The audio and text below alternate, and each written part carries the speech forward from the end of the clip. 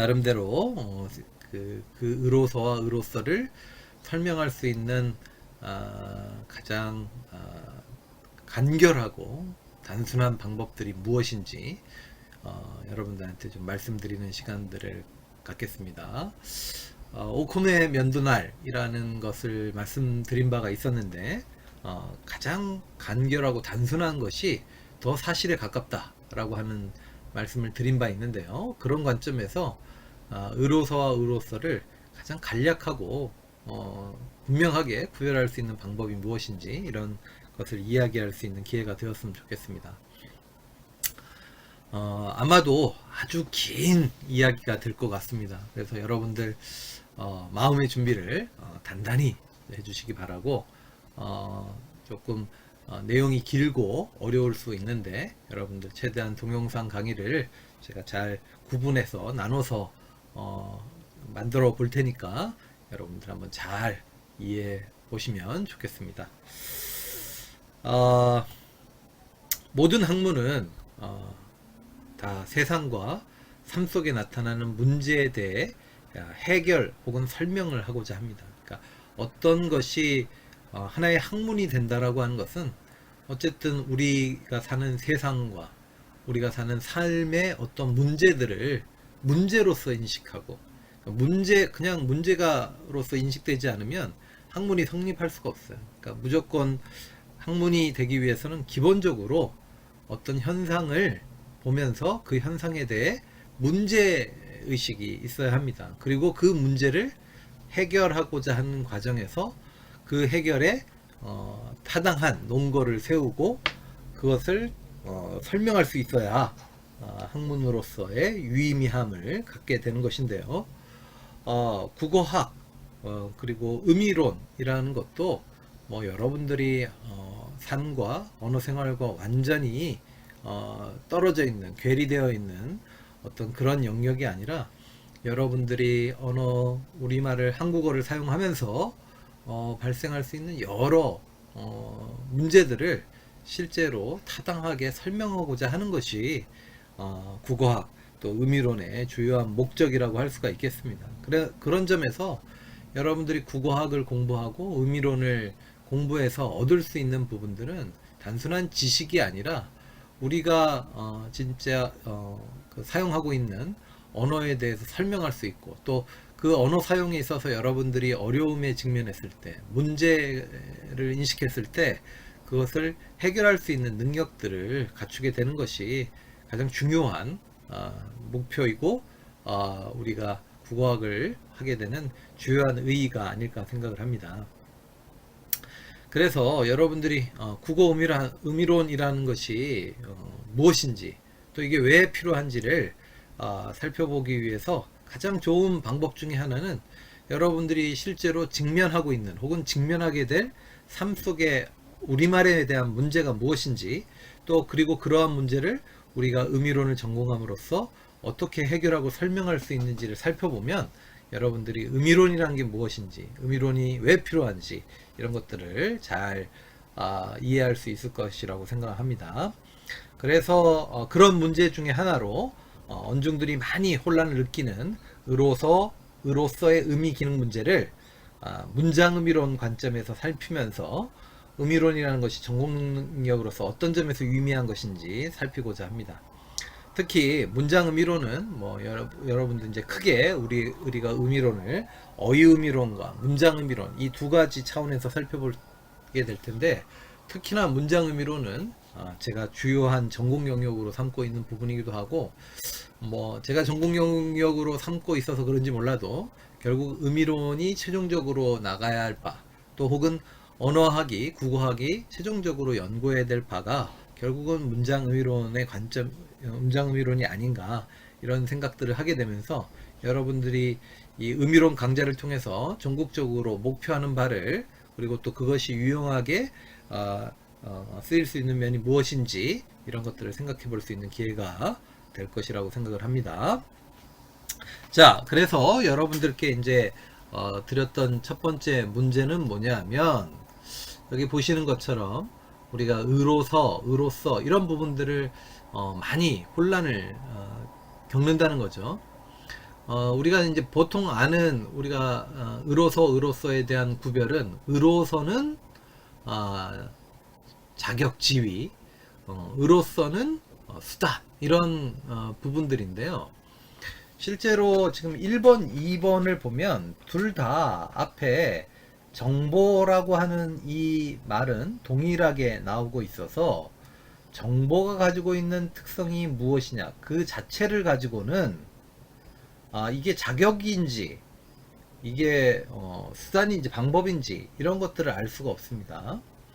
앞서 제가 문장의미론의 관점에서 이 문제를 살핀다고 했을 때 그것이 가지고 있는 의미는 뭐냐면 이것이 자격인지 수단인지를 파악하는 것은 이 앞에 로서에 결합되어 있는 이 정보라고 하는 단어의 어떤 특성으로부터 우리가 알 수 있는 게 아니라 문장의 전체에서의 쓰임을 봐야 우리가 알 수 있다는 거예요.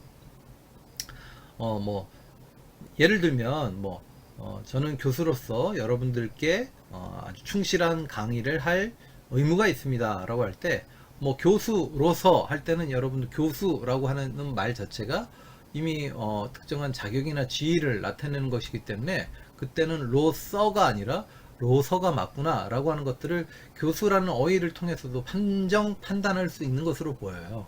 하지만 지금 1번, 2번에서 보는 것처럼 이 경우는 그냥 앞에 있는 정보라는 단어를 통해서만 파악할 수는 없고 문장 전체의 쓰임들을 살펴야 알 수 있다는 거죠.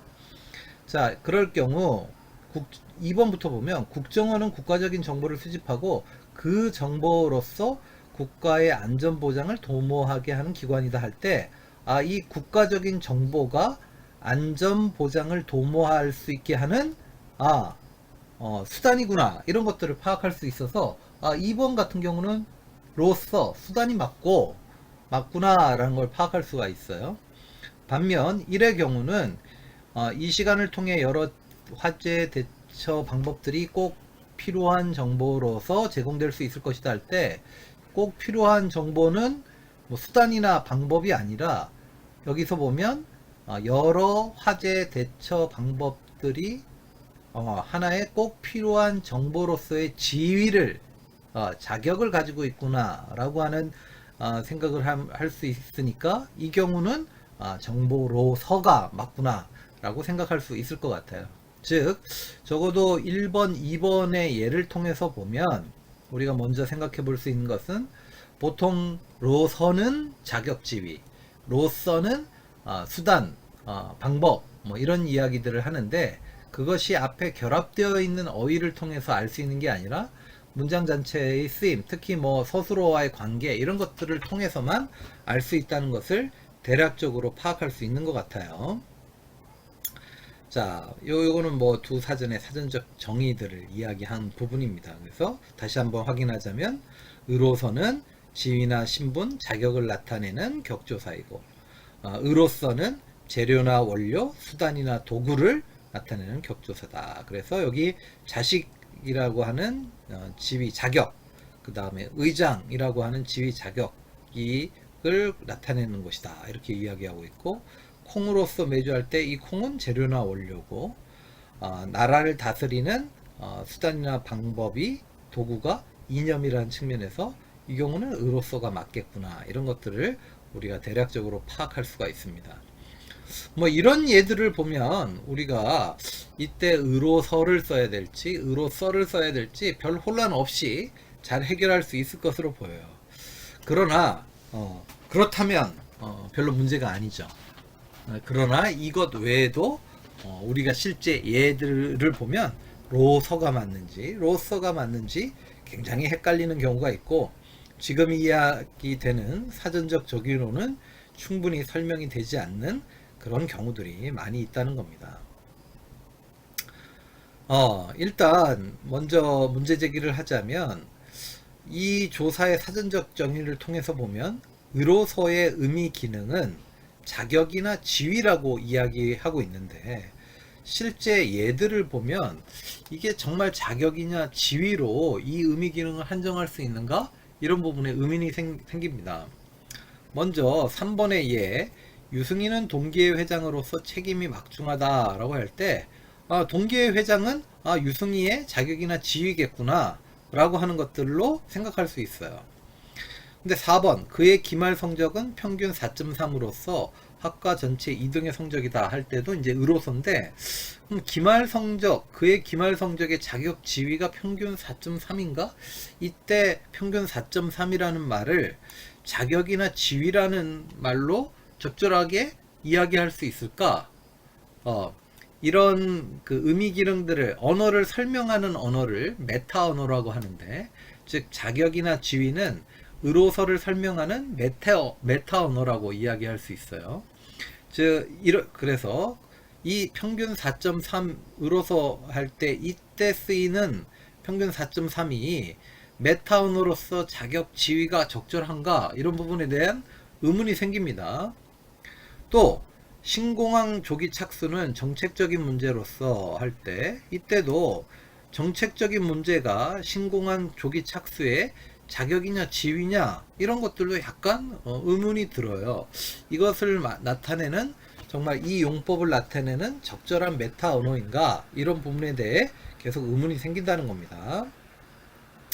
자, 그래서 이를 해결하기 위한 방법으로 우리가 한번 생각해 볼 것이 뭐냐면, 죄송합니다. 왔다 갔다 해서.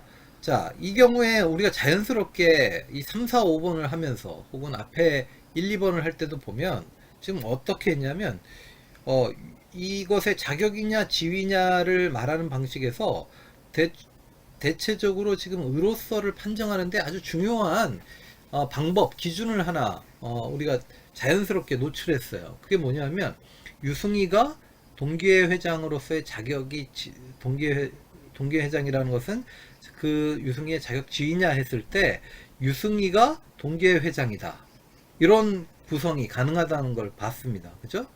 또 그의 기말 성적은 평균 4.3이다. 신공항 조기 착수는 정책적인 문제이다. 이런 식으로 뭔가 자격이나 지위를 이야기하는 과정을 판정하는 가운데, 우리가 이 동기회 회장과 대응하는 어떤 대상을 상정하게 됐고, 이런 대상을 상정할 수 있다는 것을 문법적으로 표현하자면, 지금 나오는 것처럼 이렇게 이다 구문으로 환원이 가능해진다는 거예요. 이다 구문. 실제로 그렇죠? 앞에 거 다시 한번 보겠습니다. 유승희는 동기회 회장이다. 그의 기말 성적은 평균 4.3이다.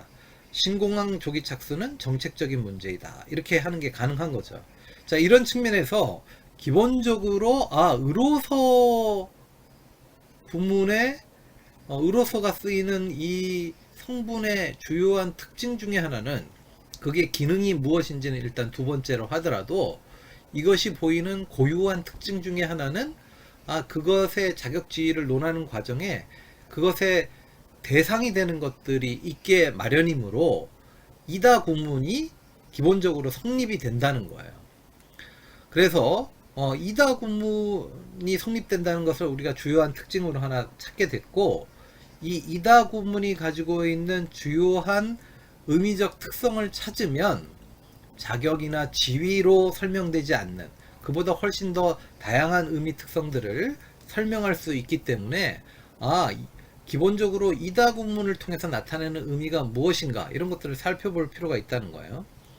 그에 대해서 남기심, 아주 유명한 국어학자입니다. 남기심 선생님은 이런 이다 구문을 의미적 관계에 따라 크게 세 가지로 나누고 있어요. 분류문으로 고래는 포유동물이다. 그 다음에 유사분류문, 침묵은 금이다. 그 다음에 비분류문으로 영수는 국문과 아이다. 이런 식으로 이다 구문이 쓰이는 큰 의미적 특성을 세 가지로 나눴다는 겁니다. 분류문, 고래가 속하고 있는 이 분류의 한 유형이 이다 앞에 나오기도 하고, 또 유사하게 분류, 침묵이 금은 아니지만 이런 식으로 유사한 은유적 방식으로 이런 것이 가능하고요. 그 다음에 영수는 국문과가 아니죠. 국문과에 다니는 학생인데 이런 경우도 된다는 거예요. 그래서 지금 기본적으로 이런 의미 관계를 이렇게 나눴습니다. N1이, N은 명사예요. N2와 같다. 이게 분류문의 특징이고, N1이 N2로 쓰인다 이런 식으로 N1이 N2의 역할을 한다 이런 식으로 이 의다 구문으로 나타나는 의미적 관계를 구성을 했다는 겁니다. 자, 그랬을 때 실제로 이런 이다 구문으로 이루어지는 얘들이 실제로 의로서 구문으로도 환원이 되는가 쓰이는가 보면 고래는 포유 동물로서 새끼를 젖을 물려 키운다. 침묵은 금과 같은 것으로서 금으로서 지키는 만큼 그 가치가 올라간다. 문법론을 통해 영수는 국문가로서 반드시 알아야 할 지식들을 배우게 됐다. 이런 식으로 해서 이다 구문으로 되는 얘들이 모두 다 이런 식으로 의로서로 쓰일 수 있다는 것들을 우리가 살필 수 있었습니다. 자, 이런 것을 토대로 우리가 생각해 볼 수 있는 부분은 뭐냐면 의로서라고 하는 이 문장 성분은 주어와 뭐가 될 수 있다?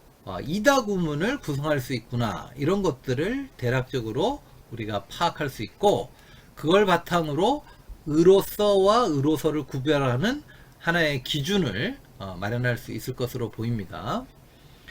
자, 그런데 여기서 우리가 한 가지 더 볼 것은 의로서가 단순히 이 주어와만 이다 구문을 형성하는 것이 아니라 다른 문장 성분과도 아주 주요한 관계를 맺게 되는데 그 관계가 무엇인지 한번 살펴보도록 하겠습니다. 자, 우리가 여러분들 잘 알고 있는 대표적인 그 논증 방법 중에 하나가 3단 논법이라고 하는 것이 있는데요. 자, 그 3단 논법을 보면 여기 여러분 3단 논법의 대표적인 예죠. 대전제가 있고 인간은 죽는다. 그 다음에 소전제, 소크라테스는 인간이다 라고 하는 부분이 있고 그를 통해서 우리가 어떤 결론을 내릴 수 있습니까? 소크라테스는 죽는다 라고 하는 이런 결론들을 이끌어낼 수 있다는 거죠. 자, 근데 이런 3단 논법의 과정이 의로서와 아주 어떤 관련이 있는 것으로 보입니다. 어떤 관련이 있는지 그 부분은 우리가 다음 동영상에서 이어서 한번 살펴보도록 하겠습니다. 다음 동영상 이어서 보도록 하겠습니다.